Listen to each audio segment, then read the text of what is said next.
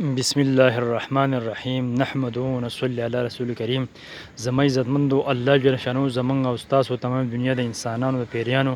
دنیا او د آخرت پوره کامیابی الله تعالی په خپل پوره دین کې خود الله او پوره دین به زمونږ او ستاسو په ژوند کې راځي د نبی علیه الصلاۃ والسلام په مبارک مهنت سره او د ختم نبوت په برکت سره دا مبارک مې زما او ستاسو ټول مسلمان ذمہواری ده چې دا کلمه لا اله الا الله محمد رسول الله هغه مبارک مې ذمہوار ده. په خپل بخکې نور به خو ترابلی په خپل بد نه کوي نور د بدو نه به چې منع کوي. دا زموږ استادو ذمہواری ده. دا زموږ استادو مبارک مهنت ته مخکې پیغمبرانو کول او د نبی اسلام نه بعد د امت ته ولا شوی د قرآن مجید الله تعالی فرمایي د مفهوم داسې دی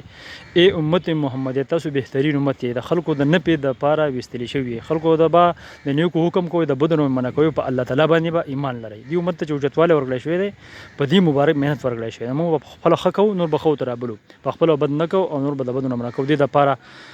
نن د جمعې مبارکه ورځ ده او د جمعې په ورځ باندې اعمال لي د مانځنه مخکې سورۃ کهف چې څوک وایي د راتلونکي جمعې پورې به چې د چې څومره خطاګانې نه کېږي الله تعالی به ورته معاف کوي او د کم ځای نه چې دی په کم ځای کې دی سورۃ کهف وایي نو د دې ځینه والا او د کعبې شریفې پر مکې پورې به د سره د قیامت پر باندې دومره چې دی رڼایي د دجال د فتنو په امني الله به خپل خدانو رزق ورکوي. او جمعې د مانځنه وروسته یو عمل ډېر زبردست عمل دی چې په خپل مزده کو عمل په وکړو او نور ته چې مخکې چې ورسو نو د جمعې د فرض منځ سلام چې څنګه ورځي نو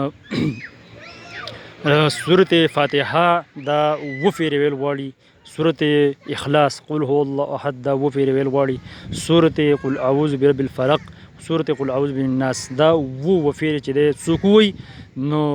د دې جمعې نه والا د بل جمعې پورې به دی به الله تعالی په حفاظت کې که د اسمان نه چې دی یعنې کاڼي راوورېږي زلزلې وشي سیلابونه راشي او بمونه وورېږي او اور ولګي نور څه چې دی افات راځي قدرتي ناڅاپه اچانک افات چې کوم راځي د هغې نه به دی د مال د جان او هر څه به چې دی مال جان ټول به چې دی محفوظ وي. نو دا عمل په خپله مې زده کړو عمل پرې وکړو او نورو ته چې دی د رسولو چې دی کوشش وکړو او د جمعې مبارکه ورځ ده چې موږ او تاسو دا عمل کوو او ان الله تعالی به زموږ دنیا هم خرڅ کړي آخرت به هم خرڅ کړي. الله تعالی موږ سره په دې باندې سمې کول توفیق راکړي.